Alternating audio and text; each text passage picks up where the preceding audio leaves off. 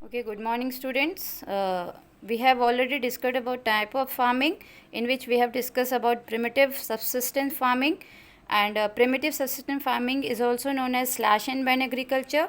It is also known as shifting agriculture, and there are other names of this agriculture. That is, in northeastern India, it is known by different names. Slash and burn agriculture we have already discussed, and from your NCERT book, please read the other names of slash and burn agriculture, that is especially in northeastern India. It's very important. You should know that what are the other names of this slash and burn agriculture in north and east India. This is given in your NCERT and I have also given, so please read from your book what are the other names of slash and burn agriculture. And today we will take the next topic, that is intensive subsistence farming.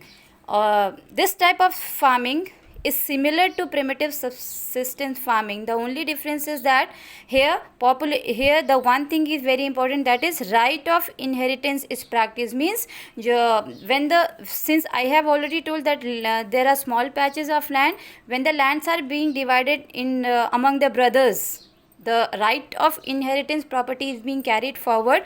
What happens? The population increases, but what about the land is same and population is increasing, the family members are increasing. So what happened? There is a pressure on land because land is same, and you want input from much. The farmers are practicing for more input from the same small patch of lands because the population has increased. So this is labor intensive farming, and here high population is there, pressure is there on land, and just to get high input, just to get the better production, farmers use high doses of biochemical, they use fertilizers, pesticides for higher production.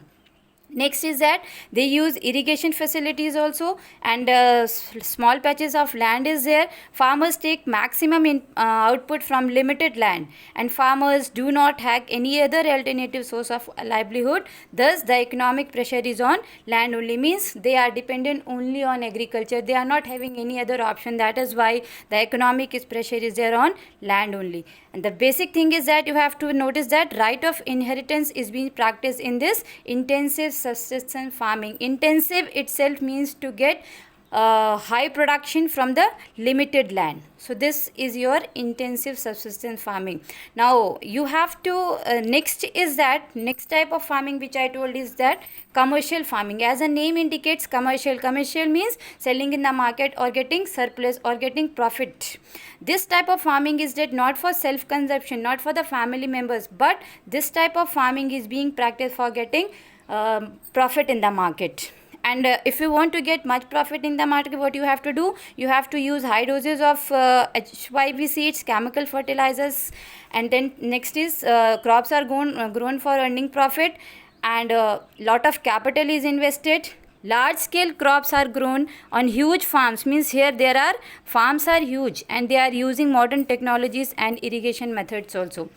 Then next, mostly farmers grow cash crops and cereals in the fields, and the basic motive of this commercial farming is that these crops are raw materials for the for industries. Means the crops that are grown here, they are sent to industries, they act as a raw materials. And the thing is, one more point that I would like to discuss is the degree and extent of commercial farming varies from region to region. Means it is not important that same crop may be grown all over India as a commercial crop. कहीं कहीं पे ऐसा होता है कि किसी के लिए वो commercial crop होता है, किसी के लिए वो subsistence crop होता है. So it varies from region to example.